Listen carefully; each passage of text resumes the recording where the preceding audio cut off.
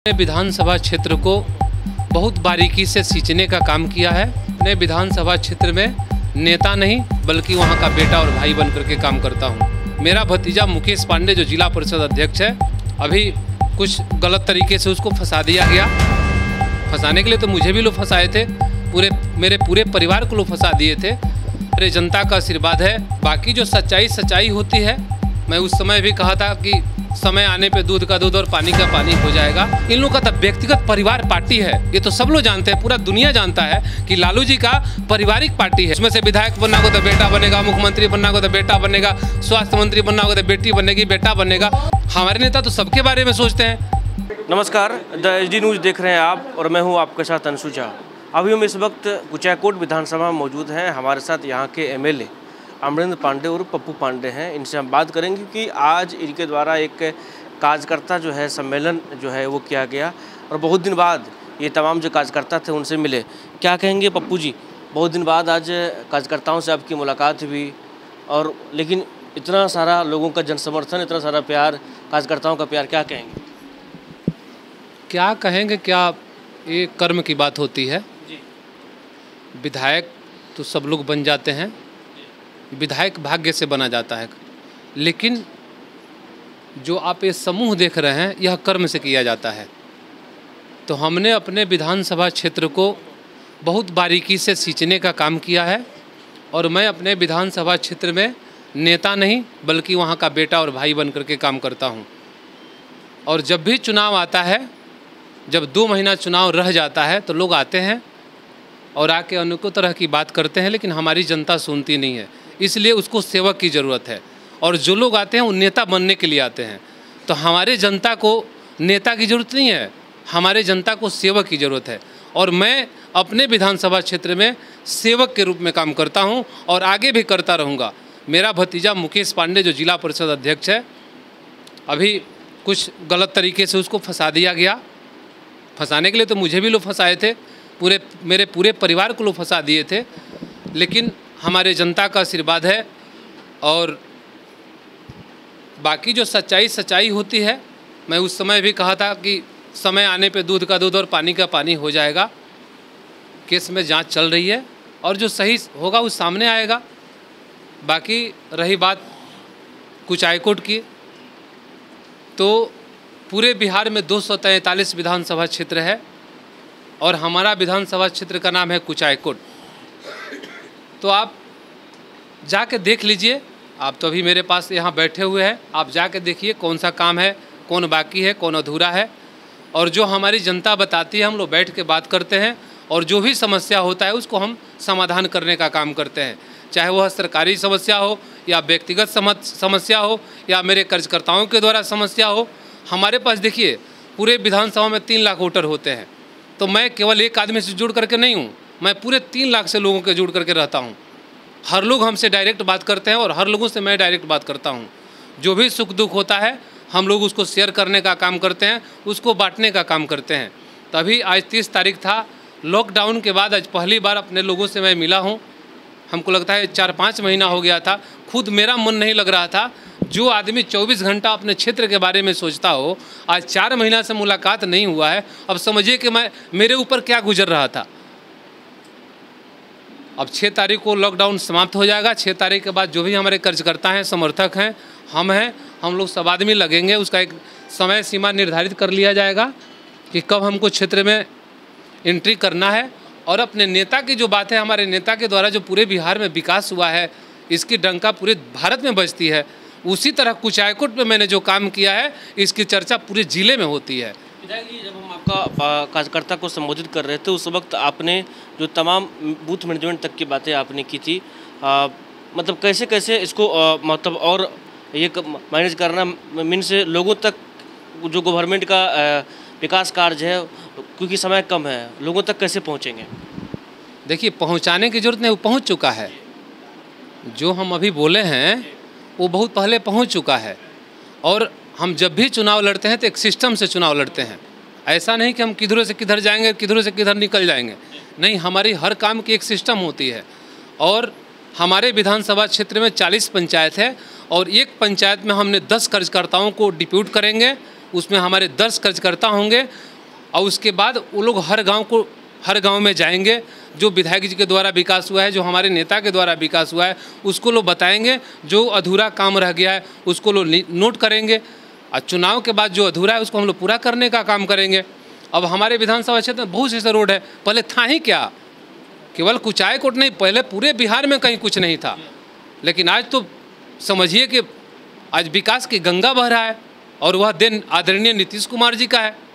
पहले जब हम लोग उत्तर प्रदेश में जाते थे, बगल में या कहीं झारखंड में जाते थे, तो लोग हम लोग को हीन भावना से देखते थे कि सब बिहारी है, ये लोग अच्छे आदमी नहीं होते हैं। लेकिन आज आदरणीय नीतीश कुमार जी ने जो बिहार को दिशा देने का जो काम किया है, इसकी चर्चा पूरी दुनिया में होती है। और हमारा मुद्दा क्या है? हमारा मुद्दा विकास होगा। हम विकास किए, हम काम किए हैं, हम सेवक के रूप में रहते हैं। हमको अपने जनता के बीच में जाके इसी बात को बताना है। जी, आप कह रहे हैं हम सेवक के रूप में रहते हैं, लेकिन जो राजद के द्वारा आज फिर जो है आपके ऊपर आरोप लगाया गया है, जो वकील है, जो जेपी यादव का वकील है, उसके घर के ऊपर जो है फायरिंग करवाया गया है, राजद के द्वारा आरोप लगाया गया, इस पर क्या कहेंगे? ये बताइए कि अगर हम फायरिंग करवाते हैं उससे हमको क्या लाभ मिलने वाला है? अगर हम फायरिंग करा देने से, हमारे फायरिंग करा देने से हम फ्री हो जाते, हमारे भाई फ्री हो जाते, हमारे भतीजा फ्री हो जाते, जो लोग फंसे हैं उसमें फ्री हो जाते, तो एक सोचने वाली बात रहता कि भाई हम लोग कल निकल आएंगे। इसका निदान फायरिंग करवाना नहीं ना है। फायरिंग करवाने से तो जेल आपको नहीं छोड़ देगा, उसके लिए नियम कानून बना हुआ है, उसके लिए कोर्ट कचहरी है। अब फंसाना है तो फंसाते रहिए भाई, हम क्यों वकील साहब के ऊपर गोली चलवाएंगे? विपक्ष से तेजस्वी यादव के बारे में क्या कहेंगे, क्योंकि लगातार आपके आरोप लगाते रहते हैं? उनका काम है आरोप लगाना, उनके आरोप से मुझे कोई फर्क पड़ने वाला नहीं है। वो आरोप लगाते रहे, इसलिए कभी नए नए राजनीति में आए हुए हैं, उनको विरासत में राजनीति मिला है तो कुछ भी लगा सकते हैं। तेजस्वी जी तेज नेता हैं, वो कुछ भी लगा सकते हैं, उनका अपना काम है। लेकिन हमारा तो अपना विकास की बात करना है, हम दूसरे की चर्चा नहीं करते हैं। और नहीं हमको वकील पे गोली चलवाना है, ना हमको ये सब खून खराबे से कोई मतलब है। मैं जनता का सेवक हूँ और जनता के बीच में रहता हूँ। आप देख लीजिए, आपको तो देखने को मिला होगा। अगर मैं अपराधी रहता, मेरा परिवार अपराधी रहता, तो क्या जनता हमारे ज़बरदस्ती हमारे लाठी के बल पे और बंदूक के बल पे तो नहीं आया है? मैंने अपने जनता के साथ प्रेम किया है, मैं उससे पारिवारिक रिश्ता रखता हूँ, भाईचारे का रिश्ता रखता हूँ, न कि राजनीति नेता और कार्यकर्ता की हमारी कोई संबंध है। हमारा संबंध डायरेक्ट हमारे विधानसभा क्षेत्र के लोगों से एक भाई और एक गार्जियन का रिश्ता है। इसलिए लगाने दीजिए, उन लोग आरोप से कोई अंतर पड़ने वाला नहीं है। उतर रहने वाले गोपालगंज के न है, तो कभी तो आज तक गोपालगंज से चुनाव लड़े नहीं, लड़ते हैं कभी इधर से कभी उधर से। इस बार भी वो लोग उस सीट से वो लोग नहीं लड़ेंगे, कहीं ना कहीं चेंजिंग जरूर होगा, देख लीजिएगा आप, कहीं ना कहीं चेंजिंग जरूर होगा। और हम लोग तो लगातार अपने एक क्षेत्र से लड़ते आ रहे हैं, ये हमारी 5वीं बार है। और जिनको नहीं दिखता होगा, इस बार देख लेंगे कि पप्पू पांडे ने क्या किया है।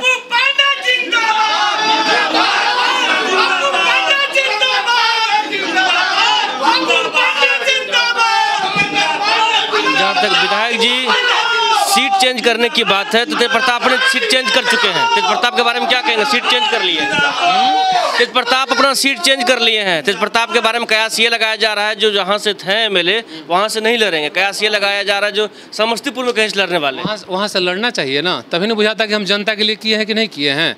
और हम लोग ठोक के चल रहे हैं अपने विधानसभा क्षेत्र में। चलिए हम भी चल रहे हैं, वो भी अपने विधानसभा क्षेत्र में चले, और दोनों जगह का लाइव करवा के दिखवा लीजिए कि पब्लिक किसके पीछे चलती है। मैं जात की नहीं, जमात की राजनीति करता हूँ। मेरा कोई अपना परिवार नहीं है, मेरा पूरा विधानसभा मेरा परिवार है, पूरा बिहार मेरा परिवार है।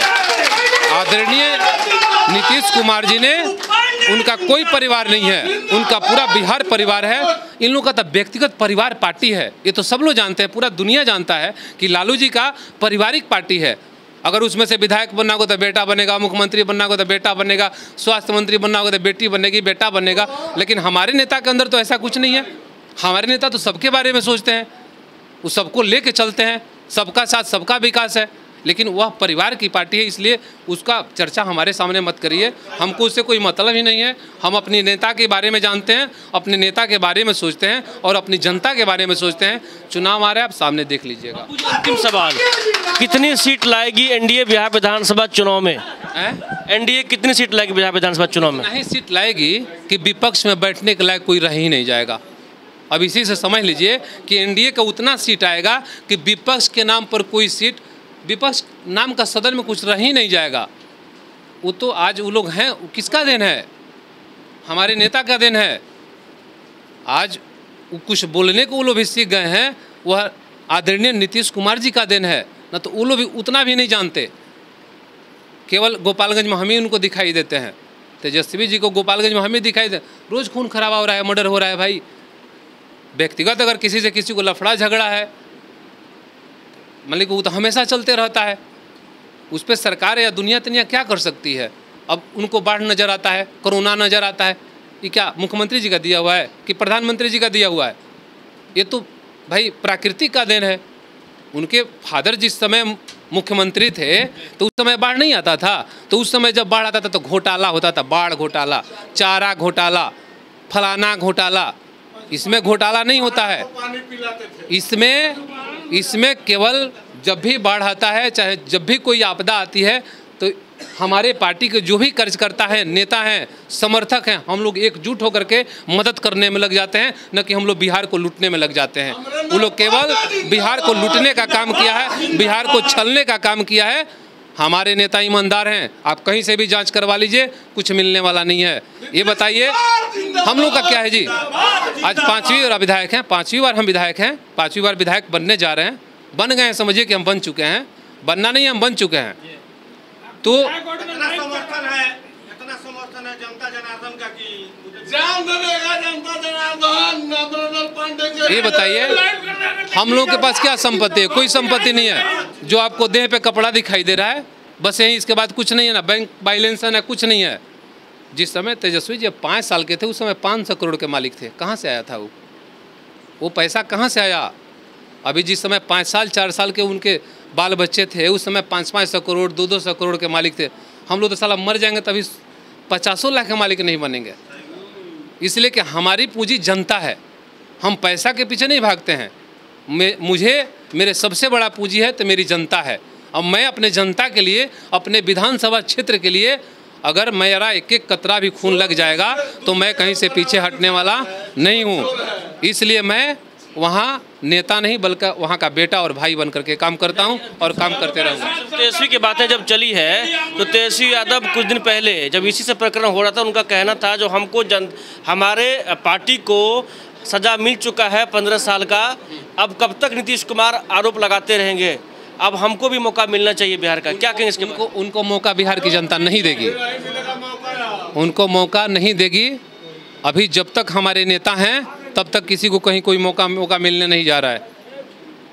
आपसे बोलबे किए कि 2020 और नीतीश कोई रोकने नहीं जा रहा है। साथ अमरेंद्र पांडे जो कुचायकोट के एमएलए हैं वो थे हमारे साथ। बाकी देश और दुनिया की तमाम खबरों के लिए आप देखते रहिए IG न्यूज़। कुचायकोट।